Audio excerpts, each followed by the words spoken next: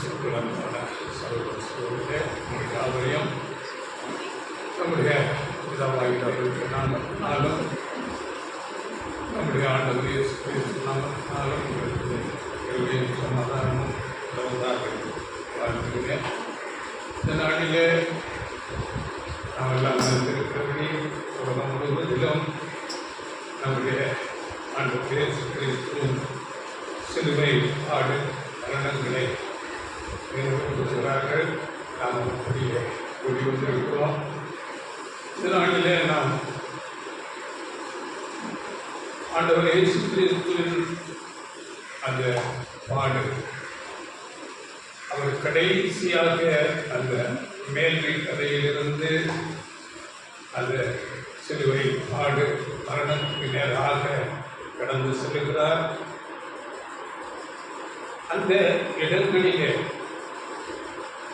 அவர் நடந்து கொண்ட சில காரியங்கள் அது சீஷர்களுக்கு கடைசி நேரத்தில் நம்முடைய ஆண்டவர் இயேசு கிறிஸ்து போதித்த ஒரு போதனையாக இருக்கிறது. சீஷர்களுக்கு போதனை என்று சொல்லும்போது அது நமக்கும் போதனையாக இருக்கிறது. அதனால் அந்த போதனைகள் என்ன, சில காரியங்களை அவர் செய்து காண்பிக்கிறார். அந்த போதனைகளை நாம் இந்த நாளில் முதலாவது கற்றுக்கொள்ளலாம். அதன் பிறகு ஆண்டவர் இயேசு கிறிஸ்துவுடைய சரீர பிரகாரமாகவும் மன ரீதியாகவும் வந்த வேதனைகள் பாடுகள் குறித்து கூட பார்க்க போகிறோம். இது ரெண்டு பாகமாக நாம் பார்க்கலாம். இது முதலாவது பாகம், கிறிஸ்துவின் பாடுகள். அதில் நமக்குள்ள பாடம் என்ன என்பதை குறித்து தான் நாம் இந்த நாளிலே குறிப்பாக பார்க்க போகிறோம். இதற்காக ஒரு வசனம் படிக்கலாம். ஏசாயா புஸ்தகம் 53ஆம் அதிகாரம் 3ஆம் வசனம். அவர் அசட்டை பண்ணப்பட்டவரும் மனுஷரால் புறக்கணிக்கப்பட்டவரும் துக்கம் நிறைந்தவரும் பாடு அனுபவிப்பவருமாய் இருந்தார். அவரை விட்டு நம்முடைய முகங்களை மறைத்து கொண்டோம். அவர் அசட்டை பண்ணப்பட்டிருந்தார், அவரை எண்ணாமல் போனோம். அவர் அசட்டை பண்ணப்பட்டவரும் மனுஷரால் புறக்கணிக்கப்பட்டவரும் துக்கம் நிறைந்தவரும் பாடு அனுபவித்தவருமாய் இருக்கிறார். அவரை விட்டு நம்முடைய முகங்களை மறைத்து. அடுத்த 2ஆம் வசனம், இளங்கிளையை போலவும் வறண்ட நிலத்திலிருந்து துளிர்க்கிற வேரை போலவும் அவனுக்கு முன்பாக எழும்புகிறார். அவருக்கு அழகும் இல்லை, சௌந்தரியமும் இல்லை. அவரை பார்க்கும்போது நாம் அவரை விரும்பத்தக்க ரூபம் அவருக்கு இல்லாதிருந்தது. அங்கே சொல்லும்போது அவருக்கு அழகில்லை, சௌந்தரியம், நம்மால் விரும்பப்படத்தக்க ரூபம் அவருக்கு இல்லாமல் இருந்தது. ஆனால் பாருங்கள், நம்முடைய ஆண்டவர் 1000 பேரிலும் 10,000 பேரிலும் அழகுள்ளவர் என்று நாம் படிக்கிறோம் இல்லையா? எப்படி அப்போ இங்கே சொல்லப்பட்டிருக்கிறது? அவருக்கு அழகும் இல்லை, சௌந்தரியம் இல்லை, அவரை நாம் விரும்பத்தக்க ரூபம் அவருக்கு இல்லை என்று சொல்லப்பட்டிருக்கிறது. நாம் உன்னத பாட்டு 5ஆம் அதிகாரம் 10ஆம் வசனத்தில் பார்க்கும்போது, என் நேச வெண்மையில் சிவப்புமானவர், 10,000 பேர்களில் சிறந்தவர், வெண்மையும் சிவப்புமானவர் என்றால் ஒளிமிகு சிவந்த மேனியர் என்று மொழிபெயர்க்க சொல்லப்படும். அப்படிப்பட்ட ஒரு சிவந்த மேனியம் 10,000 பேர்களிலும் சிறந்தவராக இருக்கிறார் என்று அங்கே இன்னும் அநேக வசனங்கள் அங்கே சொல்லப்பட்டிருக்கிறது. 11ஆம் வசனம், தலைமையில் சுருள் சுருளாக காகத்தை போல கருணையுமார். உன்னுடைய கண்கள் புறா கண்கள், உன்னுடைய கண்ணங்கள், இப்படியாக ஒவ்வொன்றும் அவரை பற்றி அங்கே வர்ணிக்கிறது. அவர் முற்றிலும் அழகுள்ளவர். அந்த வசனங்களை நீங்கள் படித்து பாருங்கள். அவர் வாய் மிகவும் மதுரமாயிருந்தது என்று நேசர். அப்படிப்பட்டவர் 10,000 பேர்களில் சிறந்தவர், அழகுள்ளவர், முற்றிலும் அழகுள்ளவர் என்று அங்கே சொல்லப்படுகிறார். அப்படி என்றால் இந்த 2 வேத பகுதியிலும் நாம் பார்க்கும்போது ஏசாயா தீர்க்கதரிசிகள் போது அவர் மனுஷரால் புறக்கணிக்கப்பட்டவரால், துக்கம் நிறைந்தவரால், அசட்டை கொள்ளப்பட்டவரால், அழகில்லாமல், சௌந்தரியம் இல்லாமல் அப்படியாக இருந்தார் என்று ஏசாயா தீர்க்கதரிசி சொல்கிறார். இதை நாம் எப்படி எடுத்துக்கொள்ளலாம் என்றால், உண்மையாகவே அவர் அழகுள்ளவர். அந்த சூழ்நிலை ஏசாயா 53ஆம் அதிகாரம் நமக்கு தெரியும். ஆண்டவர் இயேசு கிறிஸ்துவின் பாடு மரணங்களை சொல்லக்கூடிய ஒரு தீர்க்க தரிசன பகுதி. அப்படி உலகத்தாருடைய பாவங்களை எல்லாம் அவர் சுமக்கும் போது அவர் பார்க்கத்தக்க ரூபம் இல்லாதவராக, அசட்டை பண்ணப்பட்டவராக, அங்கே துக்கம் நிறைந்தவராக இருக்கிறார். ஆனால் அவருடைய கேரக்டர், அவருடைய குணலட்சணம் நாம் பார்க்கும்போது அவரை குறித்து நான் சாந்தமும் மனத்தாழ்மையுமா இருக்கிறேன். எவ்வளவு அருமையான குணம், சாந்தம். அவர் ஒரு பாவம் இல்லாதவர். அவர் பாவிகளுக்கு விலக்கினவர். இப்படி அவரை குறித்து சொல்லப்பட்டது. அவர் நீதியாக நடந்தார். அவர் பரிசுத்தமுள்ளவராக இருந்தார். பாவிகள், சாதாரண ஏழை எளிய மக்களை அவர் மிகுந்த அன்புக்கும் நாம் பார்க்கும்போது அவருடைய வாழ்க்கையிலே அவரை நாடி வந்தவர்கள் எல்லாருக்கும் வியாதிகளுக்கு சுகத்தை கொடுத்தார். அவர்களை அணைத்துக் கொண்டார். அவர்கள் பசியோடு இருக்கும்போது அவர்களுக்கு அங்கே அற்புதமாக ஆகாரத்தை கொடுத்தார். அவர்கள் வழியில் சோர்ந்து போவார்களே என்று அங்கலாய்த்தார். அங்கே லாசரு மரித்த போது அங்கே கண்ணீர் விட்டார். மனுஷனுடைய எல்லாவற்றையும், எல்லா கஷ்டங்களையும் அவர் அறிந்தவராக, மரணம் எவ்வளவு துக்கமானது என்பதை அவர் அறிந்தவராக, மிகுந்த அன்புடையவராக இருந்தார்.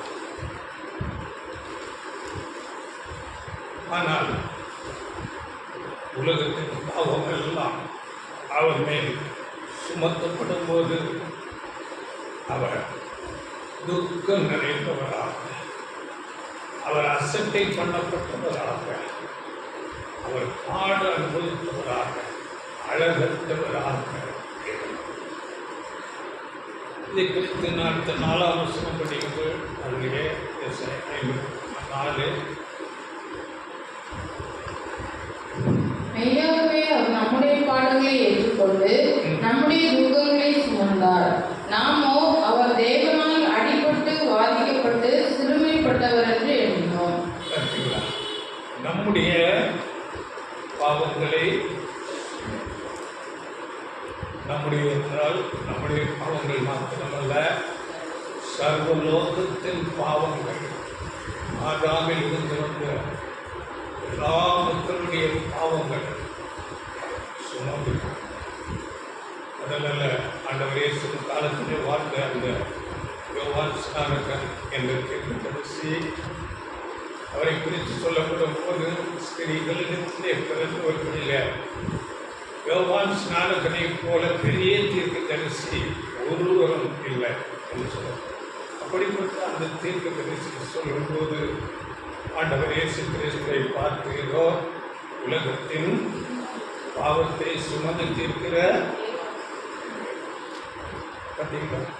அப்படியே 1 யோவான் 2ஆம் அதிகாரம் 2ஆம் வசனத்தில் நம்முடைய பாவங்களை மாத்திரமல்ல சர்வலோகத்தின் பாவங்களையும் நிவர்த்தி செய்கிற பலியாக இருக்கிறார். இன்றைக்கு கிறிஸ்தவர்கள் சில நினைப்பார்கள் ஆண்டவர் இயேசு எங்களுக்கு மாத்திரம் சொல்றார். இல்லை, இன்னைக்கு நமக்கு சொல்றாங்க. ஆனால் என்னுடைய ராஜ்யத்தில் எல்லாரும் உயிர்த்தெழுந்து வந்து ஆண்டவர் இயேசு கிறிஸ்துவின் அந்த அன்பை ருசிப்பார். அவர் எப்படிப்பட்டவர், அவருடைய அன்பு எப்படிப்பட்டது, அவருடைய மரணம் எதற்காக வந்தது என்பதை எல்லாரும் உணர்ந்து கொள்வார். முழங்கால் யாவும் உடல்கும் என்று வேதம் சொல்லுகிறது. அப்படியே ஏசாயா 53:6 கூட நம்ம எல்லாருடைய அக்கிரமத்தையும் அவர் மேல் விழப்பண்ணினார் என்று தீர்க்க தரிசனமாக சொல்லுகிறது. எல்லாருடைய பாவங்களையும் சர்வலோகத்தின் பாவங்களை அவர் சுமந்த போது அழகாக அசட்டை பண்ணப்பட்டவராக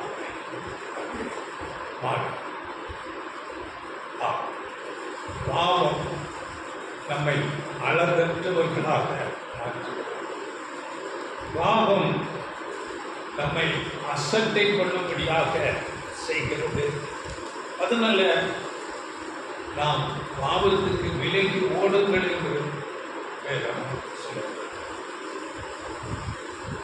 எல்லா அநீதியான காரியங்களுக்கு, தேவனுக்கு பிரியமில்லாத எல்லா காரியங்களுக்கும் நாம் விலகி ஓடுகிறவர்களாக இருக்க வேண்டும். ஆண்டவர் இயேசு கிறிஸ்துவின் இந்த பாடு மரணங்கள்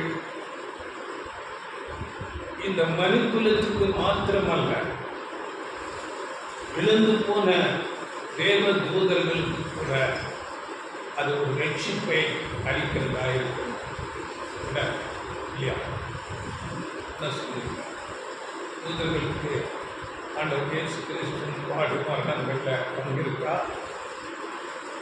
இன்றைக்கு பிசாசுகள் பேய் என்று சொல்லப்படுகிறதெல்லாம் விழுந்து போன தூதர்கள். அவர்கள் தான் இந்த சிலர் ஆடுவார்கள், மாதிரியாகலாம் செய்வார்கள். இதெல்லாம் அந்த விழுந்து போன தூதர். அவர்களுக்கு கூட ஆண்டவர் இயேசு கிறிஸ்துவின் இந்த வலி வீடு கிடையும் அங்கே மீட்பை கொண்டு வருகிறது என்று சொல்லுகிறது. படிகள் கொலோசியர் 1ஆம் அதிகாரம் 20ஆம் வசனம்.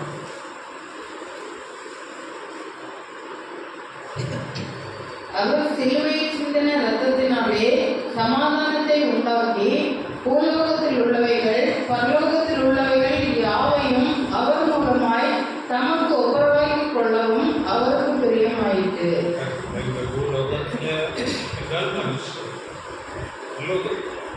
பரலோகத்திலிருந்தவர்கள் அவர்களும் ஒரு சமயத்தில் சிலர் அவர்களை விழுந்தார்.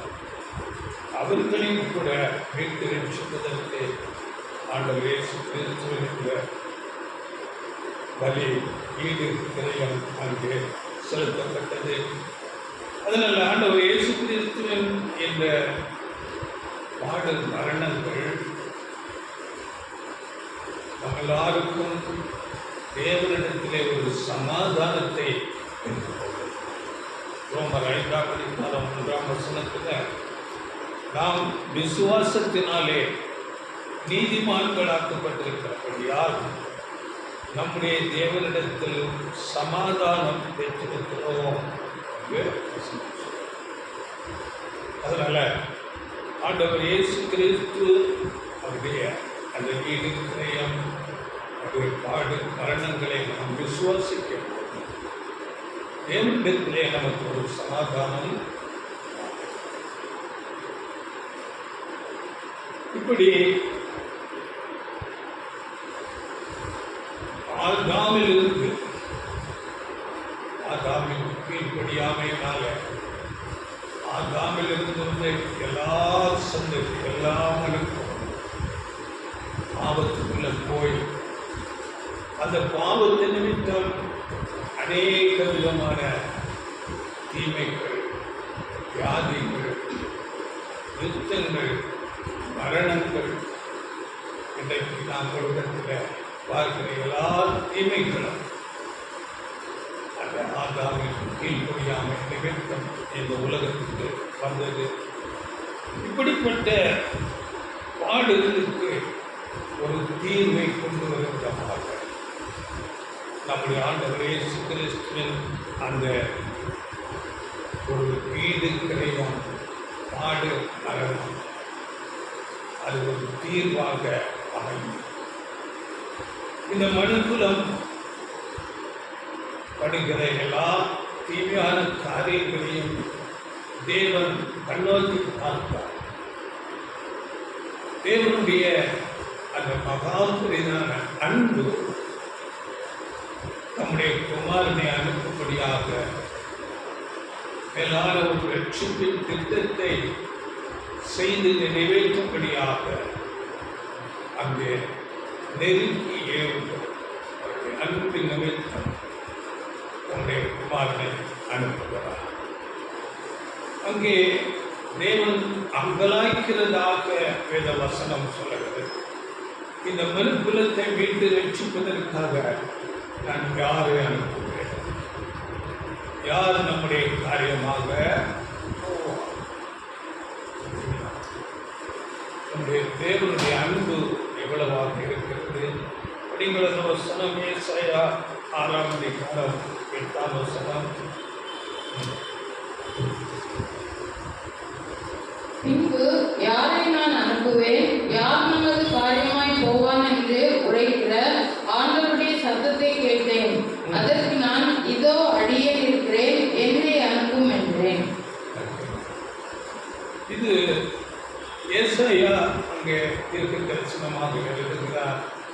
தேவன் அங்கே அங்கலாய்க்கிறவராக யாரை நான் அனுப்புவேன், யார் நமது காரியமாய் போவார் என்று சொல்லும்போது நம்முடைய ஆண்டவர் இயேசு கிறிஸ்து இதோ அடியேன் இருக்கிறேன், என்னை அனுப்பும். ஆண்டவர் இயேசு கிறிஸ்து பிதாவின் சித்தம் செய்வதற்காக அங்கே பிதாவின் சித்தத்தோடு நம்மை தாழ்த்தி இந்த பூமிக்கு வருகிறார். இதை சங்கீதக்காரனாகிய தாவீது கூட தீர்க்க தரிசனமாக அங்கே எழுதுகிறார். சங்கீதம் 47 சங்கீதம்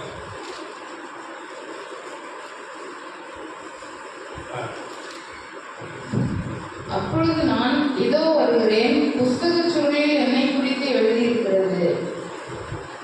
இதோ வருகிறேன்.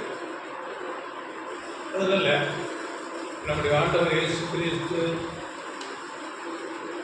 சுயமாக அவர் வரவில்லை, பிதாவாகிய தேவன் அவரை அனுப்பினார். இந்த ரட்சிப்பின் திட்டம் பிதாவாகிய தேவனுடைய அந்த ரட்சிப்பின் திட்டத்தை நம்முடைய ஆண்டவர் இயேசு கிறிஸ்து முழுமையாக கீழ்ப்படிந்து செய்து நிறைவேற்றுகிறார். அதனால நாம் வேதத்தில் படிக்கும் போது ஆண்டவர் அநேக இடங்களில் நம்முடைய ஆண்டவர் இயேசு கிறிஸ்து சொல்லும்போது, நான் என் சுயமாய் வரவில்லை, அவர் என்னை அனுப்பினார். வேத வசனங்களை நீங்கள் படித்து பாருங்கள். யோவான் 8ஆம் அதிகாரம் 42 யோவான் 7:28 இந்த வசனங்களில் நான் சுயமாக வரவில்லை, அவர் என்னை அனுப்பினார் என்று அங்கே சொல்கிறார். அப்படியே நான் சுயமாய் பேசவில்லை. அப்படியே சொல்லும்போது நான் சுயமாய் ஒன்றும் செய்கிறது என்று கூட சொல்கிறார். சரிங்களா? ஆண்டவர் இயேசு கிறிஸ்து இந்த பூமிக்கு வந்து தம்முடைய விருப்பத்தின்படி எதையுமே செய்யவில்லை. சுயத்தை அவர் விட்டுக் கொடுத்தார். சுயத்தை அங்கு இல்லாமல் பண்ண பிதாவின் விருப்பம் எதுவோ அதையே நான் செய்வேன் என்று பிதாவின் சித்தத்துக்கு முழுமையாக தன்னை ஒப்புக் கொடுத்தார். இதற்கு நீங்கள் வசனங்களை படித்துக் கொள்ளுங்கள். நான் சுயமாய் பேசவில்லை என்று யோவான் 7:17. அப்படியே யோவான் 16:13, யோவான் 12:49, யோவான் 12:49. நான் சுயமாய் பேசவில்லை, நான் பேச வேண்டியது இன்னதென்றும் உபதேசிக்க வேண்டியது இன்னதென்றும் என்னை அனுப்பின பிதாவே எனக்கு கட்டளையிட்டார். ஆண்டவர் இயேசு பேசிட்ட எல்லா வார்த்தைகள் தேவன் கொடுத்த வார்த்தை, சுயமாக எதுவுமே செய்யவில்லை. அப்படியே நான் சுயமாய் ஒன்றும் செய்கிறது என்று சொல்கிறார். யோவான் 5:30, யோவான் 8:28. இவைகளிலே நானே சுயமாய் ஒன்றும் செய்கிறது. அப்படி தன் சுயத்தை அவர் விட்டு கொடுத்தவராக இந்த பூமியில் இருக்கிறார். இது நமக்கு ஒரு பாடமாக இருக்கிறது. நம்முடைய சுயம், நம்முடைய விருப்பம், இவைகளை நாம் விட்டு கொடுக்கிறோம். நம்முடைய ஆண்டவர் இயேசு கிறிஸ்து நமக்கு என்ன போதித்தாரோ அதன்படி ஜீவிக்க நாம் அதிக கவனமாக இருக்க வேண்டும். இப்படி என் தேவனே உமக்கு பிரியமானதை செய்ய விரும்புகிறேன் என்று சொல்லி அவர் பூமிக்கே வருகிறார். இங்கே நாம் பார்க்கும்போது தேவனுக்கு பிரியமானது எது என்று நாம் பார்க்கும்போது ஆதாமிலிருந்து வந்த எல்லா பாவிகளுடைய பாவங்களையும் இவர் பாவமில்லாதவராக இருந்து சுமந்து தீர்க்க வேண்டும். தன் ஜீவனை அதற்காக கொடுக்க வேண்டும். எல்லாருக்காகவும் அவர் ஜீவனை கொடுக்க வேண்டும். இதுதான் அங்கே பிதாவுக்கு பிரியமானதாக இருந்தது. இன்றைக்கு நாம் பார்க்கும்போது உலகத்திலே மனுஷர்களிடத்திலே பலவிதமான தீமையான காரியங்கள் இருக்கிறதை நாம் பார்க்கிறோம். அங்கே அநேக தீமைகள் செய்கிறார்கள், விசித்தனம் பண்ணுகிறார்கள், பொய் சொல்லுகிறார்கள், திருடுகிறார்கள், இன்னும் கூலிக்காக கொலை செய்கிறவர்கள் இருக்கிறார்கள். இப்படி பலவிதமான தீமை. இந்த எல்லா தீமைகளுக்காக உள்ள ஆக்கினை தண்டனை அவர் ஏற்றுக்கொள்கிறார். உலகத்தில் பெரிய ஒரு கொலை குற்றம், அநேகரின் கொலை செய்தவர் அனுபவிக்க வேண்டிய ஒரு தண்டனையை நம்முடைய ஆண்டவர் இயேசு கிறிஸ்து ஏற்றுக்கொள்கிறார். அவர் ஏற்றுக்கொண்ட தண்டனை உலகத்திலே எல்லா தண்டனைகளிலும் ஒரு உச்சபட்ச தண்டனையை ஆண்டவர் இயேசு கிறிஸ்து ஏற்றுக்கொள்கிறார். ஆனால் அவர் ஒரு பாவமில்லாதவராக இருக்கிறார். ஏனென்றால் அவருக்கு தீர்ப்பு கொடுத்த பிலாத்து அவரே சொல்லும் போது என்ன சொல்லுகிறார்? இவரிடத்திலே நான் மரணத்துக்கு எதுவான எந்த பாவத்தையும் எந்த குற்றத்தையும் நான் பார்த்தீங்களா? அதனால அப்படிப்பட்ட ஒரு வார்த்தை அங்கே சொல்லப்பட்டது. தீர்ப்பு கொடுக்கிறவராலேயே எந்த ஒரு குற்றத்தையும் அவர் மேல காண முடியவில்லை. ஆனாலும் அவர் அங்கே மரண அக்கனைக்கு ஒப்பு கொடுத்தார். காரணம் என்ன? தேவ சித்தம். அவர் பாவமில்லாதவராக நம்மளாருக்காகவும் அவர் மரிக்க வேண்டும்.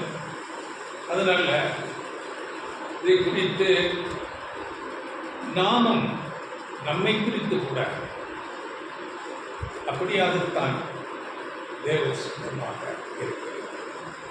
நாமும் ஆண்டவர் இயேசு கிறிஸ்துவை நாம் விசுவாசித்து ஞானஸ்நானம் எடுத்து நாம் அவரை பின்பற்றபடியாக வந்திருக்கிறோம். நம்மை குறித்து கூட தேவனுடைய விருப்பம் அதுவாக இருக்கிறது.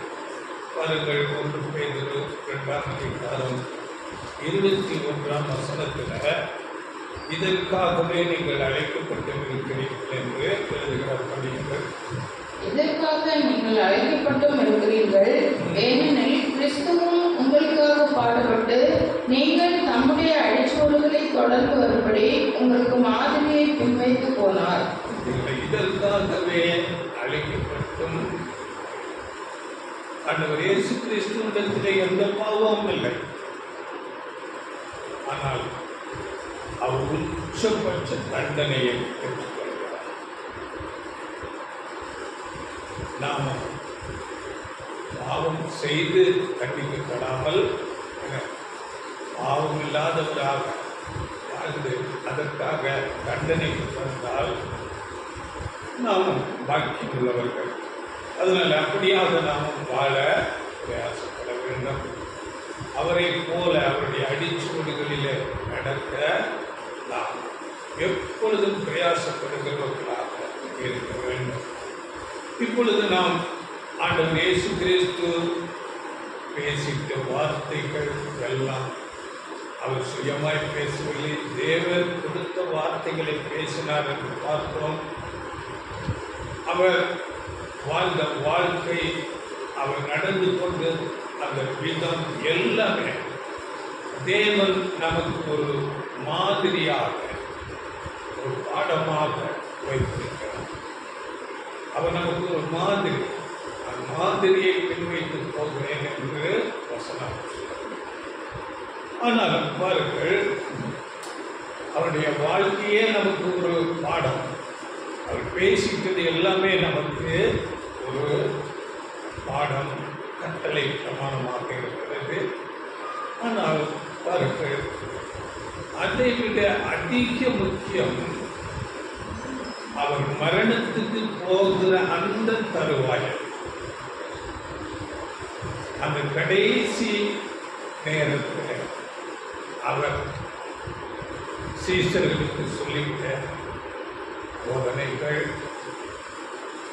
காரியங்கள் எல்லாம் நமக்கு அதிக முக்கியத்துவம்.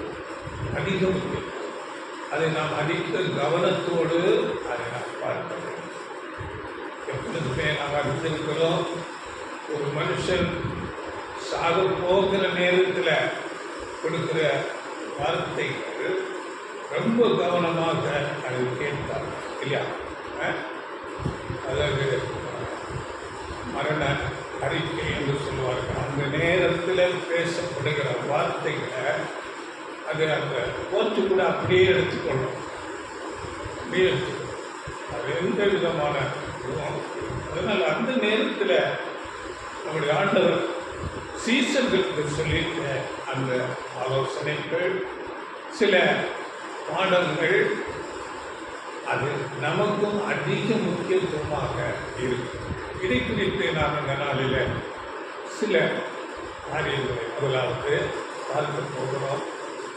நாம் பார்க்கும்போது முதலாவது அங்கே அந்த கடைசி நாளில் இரவில் மேல் வீட்டுறையில் அங்கே போகிறார்கள். அங்கே பஸ்கா புசிக்கும்படியாக அங்கே எல்லா சீசர்களும் ஆண்டவர் இயேசு கிறிஸ்துவும் கூடி வருகிறார்கள். அப்பொழுது அந்த சீசர்களுடைய மனநிலை எப்படி இருக்கிறது? அங்கே நாம் தேவனுக்கு பிரியமாக இந்த பஸ்காவை பூசிக்க வேண்டும், நாம் தேவனுக்கு பிரியமாக இருக்க வேண்டும் என்ற மனநிலை இல்லாமல் அவர்களுடைய மனநிலை எப்படி இருக்கிறது என்றால், தங்களில் யார் பெரியவர், அப்படிப்பட்ட ஒரு சிந்தை அவர்களுக்கு உள்ளாக இருக்கிறது. இந்த ஒரு மனநிலையை ஆண்டவர் இயேசு கிறிஸ்து அவர்களை விட்டு நீக்கும்படியாக அங்கே ஒரு காரியத்தை செய்கிறார். அங்கே ஆண்டவர் செய்யும் போது பாருங்கள், யோவான் அந்த காரியம் இங்கே இருக்கிறது. யோவான் 13ஆம் அதிகாரம் 3 நாம் படிக்கும் போது அங்கே ஆண்டவர் இயேசு கிறிஸ்து அங்கே இருக்கிற ஒரு துணியை கட்டிக்கொண்டு அவர்கள் கால்களை எல்லாம் கழுவுகிறார். இது அந்த நாட்களிலே இருந்த ஒரு பழக்கம், ஒரு மரியாதை இருக்கிறாங்க.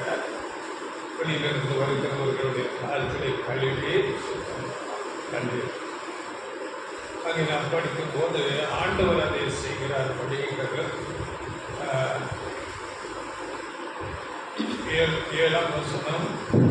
இயேசு அவனுக்கு பிரதித்திரமாக, நான் செய்கிறது என்னதென்று இப்பொழுது நீ அறியாய், இனிமேல் அறிவாய் என்றார். பார்த்தீங்களா? இங்கே பேதுரு சொல்லும்போது, பேதுரு நீங்கள் என்னுடைய பாதங்களை கழுவக்கூடாது சொல்லும்போது, இது நீ இப்பொழுது அறிய மாட்டார். ஏன் அப்படி சொன்னார்? இந்த பாதங்களை கழுவுவது என்றால் ஒரு தாழ்மை. சில பெரிய பணக்காரர்கள் எல்லாம் வேலைக்காரர்களை வைத்திருப்பார்கள், வருகிற பாதங்களை கழுவுவது. அப்படி அந்த தாழ்மையை இப்பொழுது நீ அறிந்து கொள்ள முடியாது, பின்னால் நீ அறிந்து கொள்ளுவாய் என்று சொல்லுகிறார். 12 அவர்களுடைய கால்களை அவர் கழுவின பின்பு தம்முடைய வஸ்திரங்களை தரித்து கொண்டு திரும்ப உட்கார்ந்து அவர்களை நோக்கி, நான் உங்களுக்கு செய்ததை அறிந்திருக்கிறீர்களா? நீங்கள் என்னை போதகர் என்றும் ஆண்டவர் என்றும் சொல்லுகிறீர்கள். நீங்கள் சொல்லுகிறது சரியே, நான் அவர்தான். ஆண்டவரும் போதகருமாகிய நானே உங்கள் கால்களை கழுவினது உண்டானால் நீங்களும் ஒருவருடைய கால்களை ஒருவர் கழுவ கடவீர்கள். ஒருவருடைய கால்களை ஒருவர். இன்றைக்கு சிலர் லிட்டரலாக அப்படியே சில சபைகளில் செய்வார்கள். அப்படி அல்ல. இதனுடைய பொருள் என்ன என்று நாம் அதை எடுத்துக்கொள்ள வேண்டும். தாழ்மையை கற்றுக்கொள்கிறார். போதகரும் ஆண்டவரும் என்று சொல்லுகிறீர்களே, உண்மை. நானே உங்கள் பாதங்களை கழுவினார், நீங்களும் ஒருவர். நீங்கள் இப்படிப்பட்ட இந்த யார் பெரியவன் என்ற அந்த மனநிலையில் இருக்காதிருங்கள். உங்களுக்குள்ளாக ஒருவரை ஒருவர் நீங்கள் தாழ்த்திக் கொள்ளுங்கள், தாழ்மை கற்றுக்கொள்ளுங்கள் என்று அந்த ஒரு பாடத்தை இன்னும் இதை குறித்து நாம் படிக்கும்போது லூக்கால் சொல்லப்பட்டிருக்கிறார்கள். லூக்கா 22ஆம் அதிகாரம் 24 படிக்கும். லூக்கா 22. அன்றியும் தங்களில் எவர் பெரியவனாய் இருப்பான் என்று அவர்களுக்குள்ளே வாக்குவாதம் உண்டாயிற்று. அவர் அவர்களை நோக்கி, புறஜாதியாரின் ராஜாக்கள் அவர்களை ஆளுகிறார்கள், அவர்கள் மேல் அதிகாரம் செலுத்துகிறவர்களும் உபகாரிகள் எனப்படுகிறார்கள். உங்களுக்குள்ளே அப்படி இருக்கலாகாது. உங்களில் பெரியவன் சிறியவனைப் போலவும் தலைவன் பணிவிடைக்காரனைப் போலவும் இருக்க கடவன். பெரியவன் சிறியவனை போல, நீங்கள் பணிவிடைக்காரனை போல, தலைவன் பணிவிடைக்காரனை போல, இப்படி உங்களை தாழ்த்திக் கொள்ளுங்கள் என்ற ஒரு பாடத்தை அந்த கடைசி நேரத்தில் சீசர்களுக்கு அவர்கள் தாழ்மை குணம் அதுவெல்லாம் சீசர்கள் அப்படிப்பட்ட ஒரு மனநிலையிலே இருந்தார்கள். ஆனால் ஆண்டவர் இயேசு கிறிஸ்து அந்த ஒரு டெமோ போல செய்து காண்பித்த அந்த ஒரு காரியத்தை அவர்கள் கற்றுக்கொண்டு அதன் பிறகு அவர்கள் அப்படி தங்களை தாழ்த்தினார், ஒருவருக்கு ஒருவர் உதவியாக இருந்தார்கள். இது அந்த ஆண்டவர் இயேசு கிறிஸ்து அந்த பாடு மரணத்துக்குள்ள போகும்போது சொல்லிக் கொடுக்கக்கூடிய ஒரு மிக முக்கியமான பாடம். சீசனுக்கு சொல்லிக் கொடுக்கிறார் என்றால் அது நமக்கும் பெரிய பாடமாக நம்மை நாம் பார்க்க வேண்டும். ஆண்டவர் இயேசு கிறிஸ்துவுக்கு அந்த ராத்திரியில இனிமேல் என்ன நடக்கப் போகிறது எல்லாவற்றையும் அவர் அறிந்திருக்கிறார்.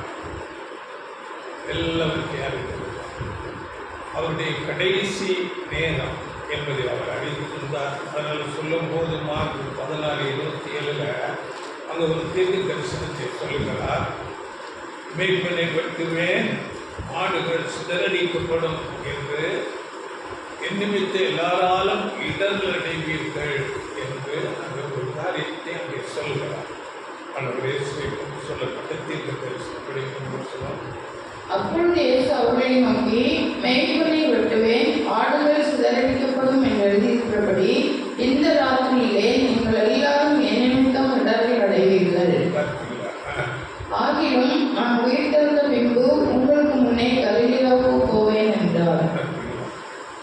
இப்படி ஆண்டவர் இயேசு கிறிஸ்துவுக்கு அடுத்ததாக என்ன நடக்கப் போகிறது என்பதை எல்லாவற்றையும் அறிந்து கொண்டு இந்த தீர்க்க தரிசனங்களை எல்லாம் அவர் அறிந்தவராக இந்த வார்த்தைகளை கூட சொல்லுகிறார். சீசர்களிடம் மேய்ப்பன் வெட்டப்பட போகிறார், ஆடுகளால் எண்ணிகளெல்லாம் சிதறடிக்கப்பட. இதெல்லாம் தீர்க்க தரிசன சகதியா 13:7 அங்கே இந்த தீர்க்க தரிசன வசனங்கள் அங்கே சொல்லப்பட்டிருக்கிறது. அப்படியே நடந்து கொண்டிருக்கிறது. இது சீசர்களுக்கு ஒரு தெளிவில்லாத ஒரு நிலையிலே இருக்கிறார். ஏனென்றால் ஆண்டவர் இயேசு கிறிஸ்துவுக்கு மாத்திரமே தெரியும் இந்த ராத்திரியோடு நான் அங்கே அவர்கள் கைது செய்வார்கள், அடுத்த நாள் நான் மரணம் அடைய போகிறேன் என்று இயேசு கிறிஸ்துவுக்கு மிகவும் தெளிவாக தெரியும். நான் இதற்காகவே இந்த வேலைக்கு வந்தேன் என்று சொல்கிறார். ஆனால் சீசர்கள் ஒரு தெளிவற்றவர்களாக இருக்கிறார். சீசர்களுடைய மனநிலை எப்படி இருந்தது என்றால், இவர் மேசியா, இவர் ராஜாவாக போகிறார், இவரோடு கூட நாமும் சேர்ந்து ஆளுகை செய்ய போகிறோம் என்ற ஒரு மனநிலை. ஆண்டவர் இயேசு கிறிஸ்துவை யாரும் ஒன்றுமே செய்துவிட முடியாது. ஏனென்றால் அவர் அப்படிப்பட்ட சில இடங்களிலே இந்த வேலை வருவதற்கு முன்பதாக கொள்ளும்படியாக கொலை செய்யும்படி முயற்சிக்கும் போது அவர் அந்த இடத்திலிருந்து மறைந்து போகிறார். அதனால் ஆண்டவர் இயேசுவை யாரும் ஒன்றும் செய்துவிட முடியாது என்ற நிலையில நாம் எல்லாரும் அவரோடு கூட ஆளுகை செய்ய போகிறோம் என்ற மனநிலையிலே இருக்கிறார். ஆனால் ஆண்டவர் இயேசு எல்லாத்தையும் தெளிவாக அதை சீசர்களுக்கு சொல்லும் போது அதை அவர்களால் உணர்ந்து கொள்ளக்கூட முடியும். அதனால் அந்த நாளில் முதலாவது பாடம், நீங்கள் ஒருவரை ஒருவர் வாழ்த்துங்கள். தலைவனாகிறவன் பணிவிடைக்காரன் ஆகிறார். இது சீசர்களுக்கு சொல்லிக் கொடுத்த பாடம். இது நமக்கு இந்த நாளிலே பாடமாக இதை நாம் உணர்ந்து கொள்ள வேண்டும். இரண்டாவது பாடம், அங்கே மேல்வீட்டுறையில் கெத்செமனே போகிறார்கள். அங்கே ஆண்டவர் இயேசு கிறிஸ்து சொல்லும் போது, நீங்கள் பட்டயம் இருக்கிறதா, இல்லாவிட்டால் உங்கள் ஆடையை விற்று பட்டயத்தை வாங்கிக் கொள்ளுங்கள் என்று சொல்லுகிறார். இது எதற்கு பட்டயத்தை வாங்க சொல்லுகிறார்? படிங்கள். 22:36 முடிவுகள். 22:36 அதற்கு அவர், இப்பொழுதோ பணப்பையும் சாமான் பையும் உடையவன் அவைகளை எடுத்துக்கொள்ள கடவன். பட்டயம் இல்லாதவன் தன் ரத்தத்தை விற்று ஒன்றை கொள்ள கடவன். அக்கிரமக்காரரில் ஒருவனாக எண்ணப்பட்டார் என்று எழுதியிருக்கிற வாக்கியம் என்னிடத்தில் நிறைவேற வேண்டியது என்று உங்களுக்கு சொல்கிறேன். என்னை பற்றிய காரியங்கள் முடிவு தரும் காலம் வந்திருக்கிறது என்றார். அதற்கு அவர்கள், ஆண்டவரே, இதோ இங்கே 2 பட்டயம் இருக்கிறது என்றார்கள். அவர் போதும் என்றார். இப்போ இது எதற்கு ஆண்டவரே பட்டயத்தை எனக்கு சொல்றாரு? அன்பை போதிப்பவர் எதற்காக பட்டயத்தை எடுக்க சொல்லுகிறார்? இதிலே ஒரு காரணம் இருக்கிறது. ஆண்டவர் இயேசு கிறிஸ்துவுக்கு தெரியும், அவர்கள் ஒரு பெரும் படையோடு வரப்போகிறார்கள்.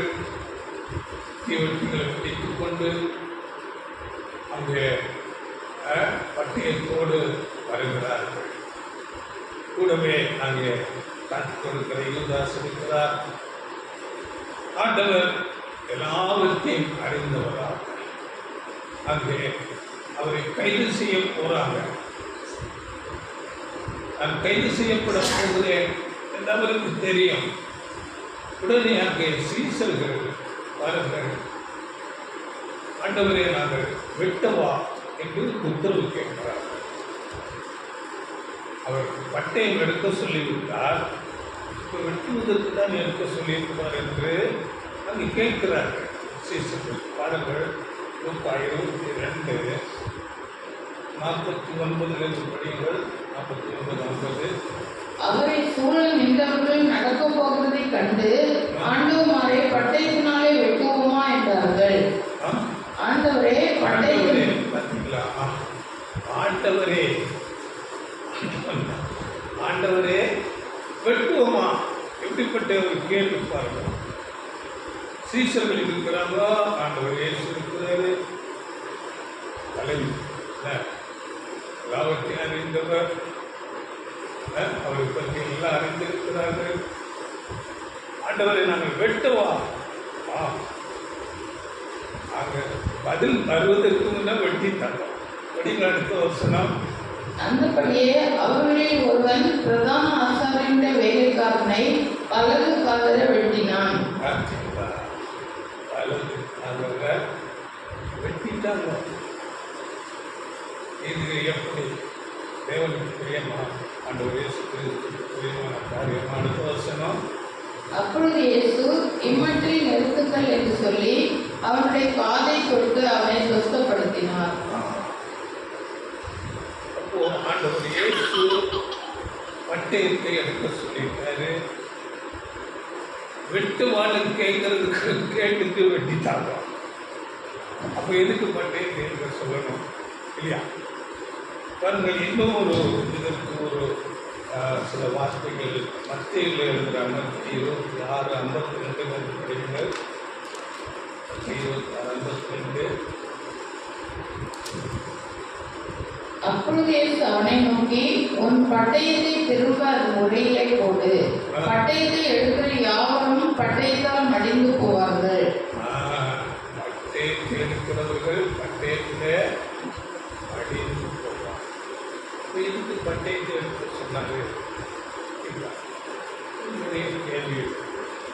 இப்போ இன்னொரு காரியத்தை அங்கே சொல்றாரு. 53ஆம் வசனம். நான் இப்பொழுது என் பிதாவை வேண்டிக் கொண்டால் அவர் 12 லேகியோனுக்கு அதிகமான தூதரை என்னிடத்தில் அனுப்ப மாட்டார் என்று நினைக்கிறாயா? அப்போ ஆண்டவர் இயேசு வேண்டிக் கொண்டால் 12 லேகியோனுக்கு அதிகமான தூதர்கள் வந்து இறங்குவார். தூதர்கள் எவ்வளோ வல்லமை உடையவர்கள். நம்ம வேதத்தில் படிக்கும் சங்கீத விதத்தில் மனுஷனை தேவ தூதரையும் சற்று சிறியவனாக ஒரு தூதனுடைய வல்லமையை நாம் பார்க்கும்போது பழையப்பட்டில் ஒரு சம்பவம் நடக்குது.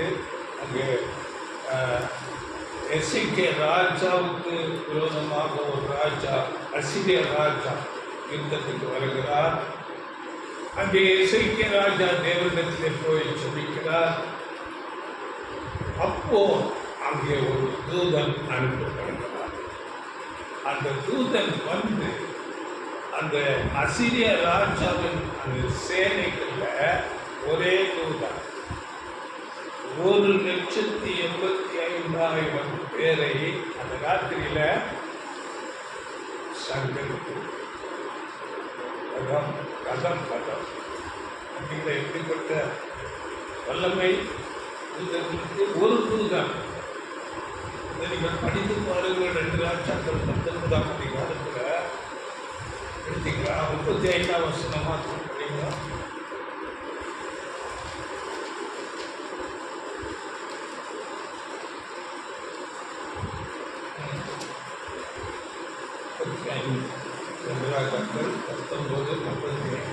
அன்று ராத்திரியில் சம்பவித்தது என்னவென்றால், கர்த்தருடைய தூதன் புறப்பட்டு அசீரியரின் பாளையத்தில் 1,85,000 பேரை சங்கரித்தான். ஒரு தூதன் 1,85,000 பேர். அப்படி என்றால் இங்கே சொல்லுகிற வார்த்தை ஆண்டவர் இயேசு கிறிஸ்து சொல்லுகிறார். மனுஷன் அல்ல, தேவனுடைய குமாரன் வார்த்தை சொல்லப்படுகிறது. 12 லேகியோனுக்கு அதிகமான தூதர்கள். ஒரு லேகியோன் என்றால் அங்கே ரோம சேனைகளில் 6,000 பேர் சேர்ந்து ஒரு படை பிரிவு. அப்படி என்றால் 12 இங்கு 6,000 72,000 தூதர்கள் வந்தால் என்ன ஆகும்? அதனால ஆண்டவர் இப்படி சொல்லுகிறார், நான் வேண்டிக் கொண்டால். அதில் ஆண்டவருக்கு அங்கே மனுஷனுடைய எந்த விதமான ஹெல்ப்பு தேவையில்லை. கற்கைத்து பட்டயத்தை வெட்டிட்டாங்க ஒருத்தரை. மனுஷனுடைய உதவி தேவை என்று இவர்கள் எதிர்பார்க்கிறார்கள் ஆண்டவருக்கு. அங்கே அவருடைய அல்லது சீசர்களுடைய குருநாதர் ஆண்டவர் போதும். அவரை பாதுகாக்க இவர்கள் பிரயாசப்படுகிறார்கள். ஆனால் ஆண்டவர் இயேசு சொல்லும்போது திரும்ப ஒரு வார்த்தை சொல்லுகிறார். அங்கே மத்திய 26:53 இவ்விதமாய் நடக்க வேண்டும் என்று இருப்பது எப்படி நிறைவேறும்? இது மாதிரி நீங்கள் பண்ணினா படிங்க. 26:54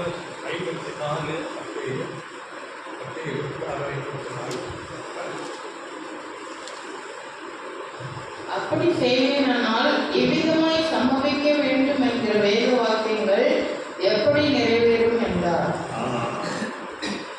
எப்படி நிறைவேறும்? இல்லை, தூதர்களை வரவேற்றா இது போல நடக்கணும்னு சொல்லப்பட்ட தீர்க்க தரிசனங்கள் எல்லாம் எப்படி நிறைவேறும்? ஆண்டவர் எல்லாவற்றையும் அறிந்திருக்கிறார். சீசர்கள் தெளிவில்லாதவர்களாக இருந்தார். பட்டயத்தை உரையில போடு ஆண்டவர் அங்கே உத்தரவு கொடுத்திருந்தார். இப்போ ஆண்டவர் இயேசுவின் அந்த பாதுகாக்கிற ஒரு மனநிலையில எல்லாம் சீசர்கள் இருக்கிறார்கள். ஆனால் அங்கு ஒரு காரியம் நடக்கிறது பாருங்கள். யோவான் 18ஆம் அதிகாரத்தில் அங்கே 4ஆம் வசனத்தில் படியுங்கள். இயேசு தமக்கு நேரிட போகிற எல்லாவற்றையும் அறிந்து எதிர்கொண்டு போய் அவர்களை நோக்கி, யாரை தேடுகிறீர்கள் என்றார். அவருக்கு அவர்கள் பிரதித்திரமாக, நசரேயனாகிய இயேசுவை தேடுகிறோம் என்றார்கள். அதற்கு இயேசு, நான் தான் என்றார். அவரை காட்டிக் கொடுத்த யூதாசும் அவருடனே கூட நின்றான். நான் தான் என்று அவர் அவர்களிடத்தில் சொன்ன உடனே அவர்கள் பின்னிட்டு தரையிலே விழுந்தார்கள். அவர் மறுபடியும் அவர்களை நோக்கி, யாரை தேடுகிறீர்கள் என்று கேட்டார். அவர்கள், நசரேயனாகிய இயேசுவை தேடுகிறோம் என்றார்கள். இயேசு பிரதித்திரமாக, நான் தான் என்று உங்களுக்கு சொன்னேனே, என்னை தேடுகிறது உண்டானால் இவர்களை போக விடுங்கள் என்றார். இவர்களை போக விடுங்கள். நேரத்தில் சீசர்கள் எல்லாரும் சேர்ந்து ஆண்டவரை பாதுகாக்கணும்னு ஆயத்தமாக இருக்கிறாங்க. ஆனால் ஆண்டவர் இயேசுனுடைய மனதில் எப்படி இருக்குது என்றால், சீசர்கள் எல்லாம் இப்பொழுது தங்களை பாதுகாக்கிறார். போய்விடுங்கள், இவர்களை அனுப்பி விடுங்கள், என்னை தேடுங்கள், என்னை தேடுங்கள். அப்போ ஆண்டவர் இயேசுவுக்கு நன்றாகவே தெரியும், இப்பொழுது இந்த சூழ்நிலையில நான் மாத்திரம் மரணத்துக்குள்ளாக போக வேண்டும். இவர்கள் சீசர்கள் எனக்கு பின்னாக அநேக ஊழியங்கள் செய்ய வேண்டுகிறதாக இருக்கிறது என்று அவர்களை போக விடுங்கள் என்று சொல்லி சீசர்களை அவர் பாதுகாத்தார். சீசர்கள் ஆண்டவரை பாதுகாக்க வேண்டும் என்று நிற்கிறார்கள். ஆனால் ஆண்டவர் சீசர்களை நீங்கள் போக விடுங்கள் என்று சொல்லி அந்த இடத்தை விட்டு போகும்படியாக அவர்கள் உடனடியாக அங்கே ஓடி விடுகிறார்கள். இதில் நமக்கு என்ன பாடம் என்று நாம் பார்க்கும்போது, அதாவது ஆண்டவர் இயேசுவுக்கு தெரியும் அவருக்கு பின்னால் சீசர்கள் இந்த வேலையை செய்ய வேண்டும். அந்த நேரத்தில் இவர்கள் எந்த விதமான பாதிப்புகளும் போகக்கூடாது. இவர்களுக்கு அந்த மாதிரி சூழ்நிலைகளில் இனிமேல் ஊழியத்தில் வரப்போகிறது. அப்பொழுது இவர்கள் எப்படி நடந்து கொள்ள வேண்டும் என்பதுதான் பாடம். அதாவது ஆண்டவர் இயேசு கிறிஸ்துவுக்கு அந்த நேரம் அப்படியாக வந்திருக்கிறது. அந்த நேரத்தில் நீங்கள் எதிர்த்து நிற்காதிருங்கள், எதிர்த்து போராடாதிருங்கள் என்பது அவர்களுக்கு ஒரு பாடமாக இருக்கிறது. இது நம்ம பார்க்கும்போது வேதத்துடைய இன்னொரு கூட ஆண்டவர் இயேசு அங்கே ஒரு இடத்துக்கு போகிறார். அவர்களை அங்கே பிரவேசிக்க தடை பண்ணுகிறார். இன்னொரு சம்பவத்தை பார்க்கும்போது அவரை தடை பண்ணுகிறார்கள், எதிர்த்து நிற்கிறார்கள். அப்போ சீசர்கள் கேட்கிறாங்களோ, எலியா செய்தது போல நம்ம வானத்தில் இந்த அக்கினி இருக்கிறார் பண்ணிடலாமா என்று கேட்கும்போது அங்கே கடிந்து கொள்கிறாரை குறித்து கூட லூக்கா 9ஆம் அதிகாரம் 53 55. அவர் எருசலேமுக்கு போக நோக்கமாய் இருந்தபடியினால் அவ்வூரார் அவரை ஏற்றுக்கொள்ளவில்லை. அவருடைய சீஷராகிய யாக்கோபும் யோவானும் அதை கண்டபோது, ஆண்டவரே, எலியா செய்தது போல வானத்திலிருந்து அக்கினி இறங்கி இவர்களை அழிக்கும்படி நாங்கள் கட்டளையிட உமக்கு சித்தமா என்று கேட்டார்கள். அவர் திரும்பி பார்த்து, நீங்கள் என்ன ஆவி உள்ளவர்கள் என்பதை அறியுங்கள் என்று அதட்டி, அந்த மாதிரி ஏற்றுக்கொள்ளல, அங்கீகரிக்கலைன்னா நீங்கள் உடனே எதிர்த்து அவங்க மேலே அக்கினி இறக்கி அவங்கள அழிச்சிடலாமா? இப்படிப்பட்ட ஒரு குணம் உங்களுக்கு இருக்கக்கூடாது. அதுதான் இங்கேயும் சொல்லுகிறார். நீங்கள் பட்டயத்தை எடுத்து வெட்டி அங்கே ஒரு பெரிய ஒரு கலகத்தை உண்டாக்காதீர்கள் என்று அவர்களுக்கு ஒரு பாடத்தை கற்றுக்கொள்கிறார். நீங்களும் இனிமேல் ஊழியம் செய்ய போகிறீர்கள். அப்பொழுது உங்களுக்கு எதிராக வருவார்கள் அநேகர்.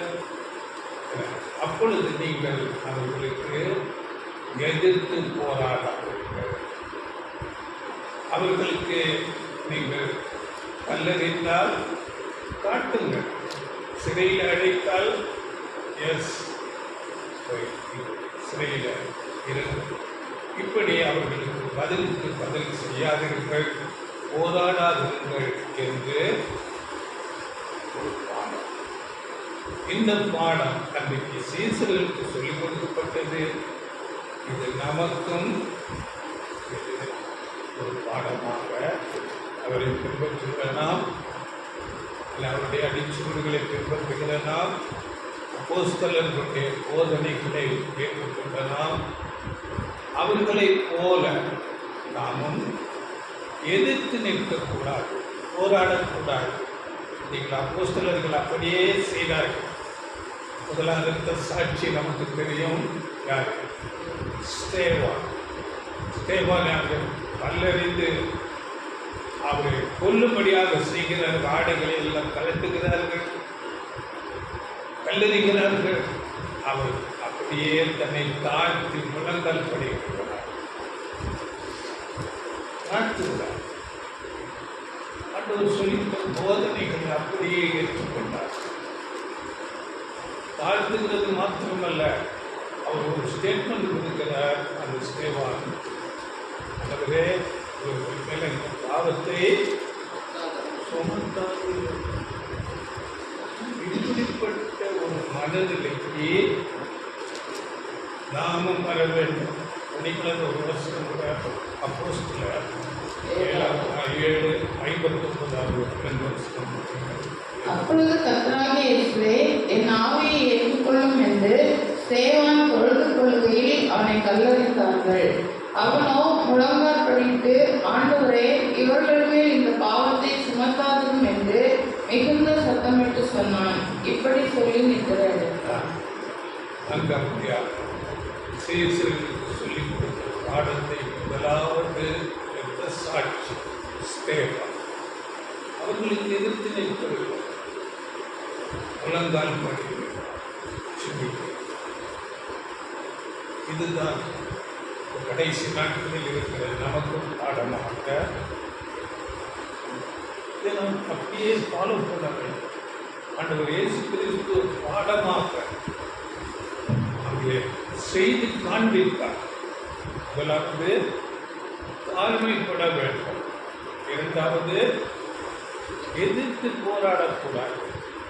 உங்களுக்கு எதிராக பேசுகிறார்களா, உங்களை கல்லறிகிறார்களா, வீண் வார்த்தைகளை பேசுகிறார்களா, சகித்துக் கொள்ளுங்கள். இல்லை, இது வசனங்கள் அதற்கு அப்போஸ்தலர்கள் எல்லாரும் அப்படியே நடந்து கொள்ளுகிறார்கள். அப்போஸ்தலர்களுக்கு பின்னால் வந்த பரிசுத்தவான்கள் எல்லாரும் அப்படியே நடந்து கொள்ளுகிறார்கள். நிருபங்கள் அப்படியே எழுதுகிறார்கள். ரோமர் 12:17 தீமைக்கு தீமை செய்யாதிருங்கள் அப்படிங்கிறத வசனம். ரோமர் 12:17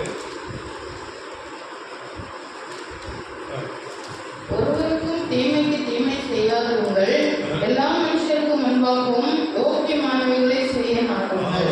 யோக்கியமானவைகளை செய்ய மாட்டார்கள். 19 இப்படியானால் அவர் இன்னும் ஏன் குற்றம் பிடிக்கிறார்? அவர் சித்தத்திற்கு எதிர்த்து நிற்பவன் யார் என்று என்னுடனே சொல்லுவார். பழிவாங்குதல் 19 பழிவாங்குதல் எதில் படிக்கிறீங்க? பிரியமானவர்களே, பழிவாங்குதல் எனக்குரியது, நானே பதில் செய்வேன் என்று கர்த்தர் சொல்லுகிறார் என்று எழுதியிருக்கிறபடியால் நீங்கள் பழிவாங்காமல் கோபாக்கினைக்கு இடம் கொடுங்கள். கோபாக்கினைக்கு இடம் கொடுங்கள். நீங்கள் பழிவாங்காதீங்க. தேவன் தீர்ப்பு. அதனால நாம் தேவனுடைய காரியமாக இருக்கும் போது யார் எதை செய்கிறார் அப்படியே அடங்கி படித்து இது நமக்கு இந்த நாட்களிலே உள்ள பாடமாக இருக்கிறது. 1 பேதுரு 3:9-10 கூட அதே வார்த்தை சொல்லப்பட்டது. 1 பேதுரு 3:9-10 தீமைக்கு தீமையையும் உதாசனத்தையும் சரி கட்டாமல் அதற்கு பதிலாக நீங்கள் ஆசீர்வாதத்தை சுதந்திரித்துக் கொள்ளும்படி அழைக்கப்பட்டிருக்கிறவர்களில் அறிந்து ஆசீர்வதியுங்கள். ஜீவனை விரும்பி நல்ல நாட்களை காண வேண்டும் என்று இருக்கிறவன் பொல்லாப்புக்கு தன் நாவையும் கபடத்துக்கு தன் உதடுகளையும் விலக்கி காத்து பொல்லாப்பை விட்டு நீங்கி நன்மை செய்து சமாதானத்தை தேடி அதை பின்தொடர கடவன். ஆசீர்வதிக்கப்பட வேண்டும். அதனால தீமைக்கு தீமை செய்யக்கூடாது. ஆசீர்வாதத்தையே பேசுவது. அங்கே முதலாவது சாட்சி அவர் சொல்லுகிறார், இவர்கள் மேல் இந்த பாவத்தை சுமத்தார். அப்படி இந்த வார்த்தைகளை பேசி நாம் பழக வேண்டும். இப்படியே அதே பேதலில் நமக்கு பேதுரு 2:20 கூட அதே வார்த்தை சொல்லப்படுகிறது. நன்மை செய்து பாடுபட வேண்டும், இல்லை அவர் பிரியமாயிருக்கிறார். தீமைகளை பொறுமையோടെ நாம் சகிக்க வேண்டும் என்று. இதற்கு பதிலாக நாம் என்ன செய்யலாம் என்றால், நன்மை செய்வது என்றால் நாம் தேவனுடைய வார்த்தையாகிய ஆவியின் பட்டயத்தை எடுத்துக்கொள்ள வேண்டும். தேவனுடைய வார்த்தை, சத்தியத்தை பேச வேண்டும். சத்தியமாகிய பட்டயத்தை நாம் எடுத்துக்கொள்ள வேண்டும். அன்பினால் சத்தியத்தை பேச வேண்டும் என்று சொல்லப்பட்டிருக்கிறது. அப்படியாக, அதாவது முதலாம் பிரசங்கத்தில் பேதுரு பேசுகிறார். அங்கே பரிசுத்த ஆவியை பெற்றுக்கொண்டு பெந்தேகோஸ்தே நாளில் அங்கே யூதர்களுக்கு முன்பதாக எழுந்து நின்று பேசுகிறார். ஆண்டவர் இயேசு கிறிஸ்துவை பற்றி அநேக காரியங்களை தீர்க்க தரிசனங்களில் சொல்லப்பட்ட அவருடைய காரியங்கள், அவருடைய பாடு மரணங்கள் எல்லாவற்றையும் சொல்லிக்கொண்டு அங்கே பேசுகிறார். நீங்கள் சிலுவையில் அறைந்து கொன்ற அந்த இயேசுவையே தேவன் ஆண்டவரும் கிறிஸ்துவும் ஆக்கினார் என்று இஸ்ரவேல் குடும்பத்தார் யாவரும் நிச்சயமாய் அறிய கடவர்கள் என்று சொல்லும்போது அங்கே அவர்கள் இருதயம் குத்தப்பட்டது. இதுதான் ஆவியின் பட்டயம். படிக்கும் 37, அப்போஸ்தலர் 2:37. இதை அவர்கள் கேட்ட பொழுது இருதயத்திலே குத்தப்பட்டவர்களாகி பேதுருவையும் மற்ற அப்போஸ்தலரையும் பார்த்து, சகோதரரே, நாங்கள் என்ன செய்ய வேண்டும் என்றார்கள். இருதயம் குத்தப்பட்டவர்கள். அப்படியாக நாம் ஆவியின் பட்டயத்தை எடுத்துக்கொள்ள வேண்டும். என்னுடைய வார்த்தை, அதை நாம் உறுதியாக பிடித்துக் கொண்டு அங்கே நாம் சாட்சியாக நிற்க வேண்டும். அங்கே சொல்லும்போது அடுத்த வசனம் என்ன சொல்கிறார்? 38. பேதுரு அவர்களை நோக்கி, நீங்கள் மனம் திரும்பி ஒவ்வொருவரும் பாவ மன்னிப்பு கண்டு இயேசு கிறிஸ்துவின் நாமத்தினாலே ஞானஸ்நானம் பெற்றுக் கொள்ளுங்கள், அப்பொழுது பரிசுத்த ஆவியின் வரத்தை பெறுவீர்கள். மனம் திரும்புகிறோம். இயேசு கிறிஸ்து நாமத்தில் ஞானஸ்நானம் 3000 பேர் இயேசு கிறிஸ்துவிற்கு ரட்சித்துள்ளார். இப்படி நாம் சத்தியத்தை, வார்த்தையை, அங்கே ஆவியின் பட்டயத்தை நாம் எடுத்து அவர்களுக்கு செய்கிறோம். இதற்கு நமக்கு உறுதியான விசுவாசம் வேண்டும். என்னுடைய சத்தியம் அதிகமாக நாம் அறிந்தவர்களாக இருக்க வேண்டும். அப்படி நாம் அவர்களை வழிநடத்த வேண்டும். நாம் எதிர்த்து இது நமக்கு ஒரு பாடமாக அன்றைக்கு சீசர்களுக்கு சொல்லிக் கொடுத்த பாடம் இன்றைக்கும் அவரை பின்பற்றுகிற சீசர்கள் நமக்கு முக்கியமான பாடம். பேசுவார்கள், அறியாமல் அவர்கள் இருளில் இருக்கிறார்கள், சத்தியம் தெரியாதவர்கள், பல விதமான வார்த்தைகளை பேசுவார்கள். அவைகளை நாம் பொறுத்து கொள்ள வேண்டும். சத்தியத்தை ஞானமாக ஆவியின் பட்டயம் அவைகளை அங்கே நாம் அன்பிலே அவர்களிடம் எடுத்து சொல்ல வேண்டும் என்று பேதுரு சொன்னது போல இப்படியாக நாம் பிரதிஷ்டை பண்ணி நாம் அவர்களுக்காக வந்திருக்கிறோம். இதை நாம் ஒரு பாடமாக எடுத்துக்கொள்ள வேண்டும். பழைய ஏற்பாட்டில் கூட அது ஒருத்தர் என தேவனுடைய மக்களுக்கு எதிர்த்து நின்றார். மோசேக்கு ஆரோனுக்கு விரோதமாக வனாந்திரத்தில் போராடி என்ற மனுஷன் அவரோடு ஒரு கூட்டத்தையே சேர்க்கிறார். 250 பேர் அங்கே சேர்த்துக்கொண்டு நாங்களும் தேவனுக்கு ஊழியம் செய்வோம், நாங்களும் லேவி புத்திர என்று எழுப்புகிறார். ஆனால் அவருக்கு தெரியவில்லை, தேவனால் அழைக்கப்பட்டால் தான் ஊழியம், தேவனால் கொடுக்கப்படாவிட்டால் ஊழியம். அதனால் அங்கே ஒரு தீர்ப்பு அங்கே சொல்லப்படுகிறது. அங்கே தேவன் அங்கே மோசே மூலமாக ஒரு காரியத்தை செய்கிறார். பாருங்கள், என்னாகமம் 16ஆம் அதிகாரம் 30 to 34 ஒரு தண்டனை கொடுக்கிறார். நீங்கள் எப்புன்னேயின் குமாரன் காலேபும் நூனின் குமாரன் யோசுவாவும் தவிர மற்றவர்களாகி நீங்கள் நான் உங்களை குடியேற்றுவேன் என்று ஆணையிட்டு கொடுத்த தேசத்தில் பிரவேசிப்பதில்லை. என்ன இருக்கணும்? 16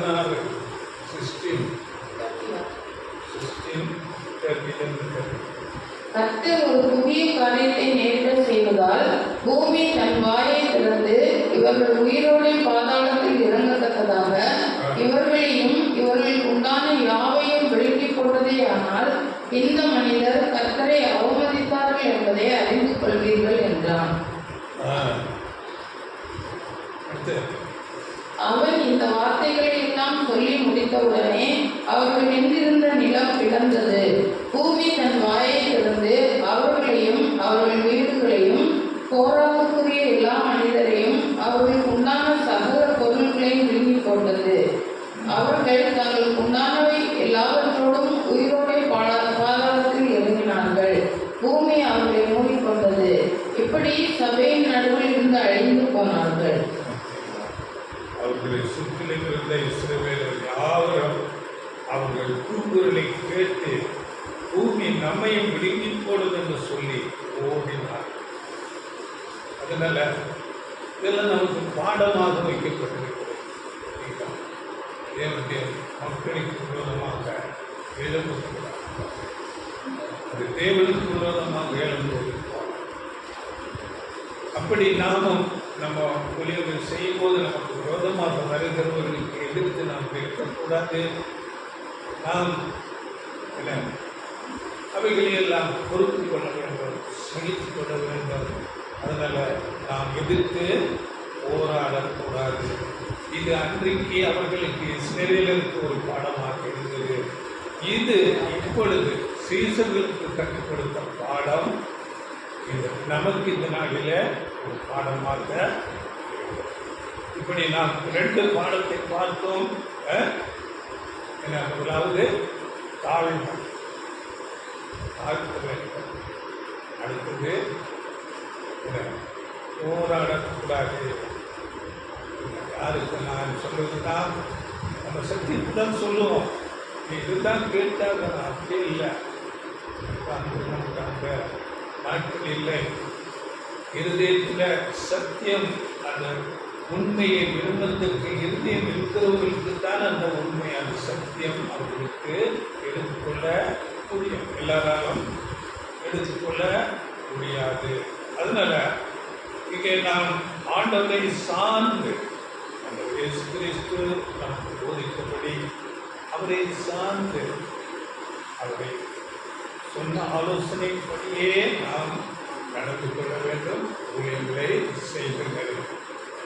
ஏனென்றால் நமக்கு எது நல்லது என்று அறிந்து சில காரியங்களை நமக்கு அனுமதிப்பார். எதிர்ப்புகள் வரும். உங்களுக்கு இன்னது தேவை என்று அவர் அறிந்திருக்கிறார். இந்த பரமபிதா உங்களுக்கு நன்மையானவைகளே கொடுக்கிறார். நீங்கள் ஆண்டவர் சொல்ற 11 பாருங்கள். உங்கள் பிள்ளைகளுக்கு நீங்கள் மீனை கேட்டால் பாம்பை கொடுப்பீர்களா, அப்பத்தை கேட்டால் கல்லை கொடுப்பீர்களா? பரமபிதா நன்மையானவைகளை கொடுப்பது அதிக நிச்சயம். அப்போ தேவனுக்கென்று நிற்கும் போது சில காரியங்கள் எதிர்ப்பாக வருகிறது என்றால் தேவன் அனுமதிக்கிறார் என்று நாம் உணர்ந்து கொள்ள வேண்டும். அவைகளை நாம் பொறுமையோடு சகிக்க வேண்டும், எதிர்த்து நிற்க வேண்டாம். இது நமக்கு 2வது ஒரு பாடமாக இருக்கிறது. இதை நாம் தொடர்ந்து அடுத்த இன்னொரு பாடத்தை பார்க்கலாம். நிமிஷம் அடுத்த வார்த்தைகள் மூலம்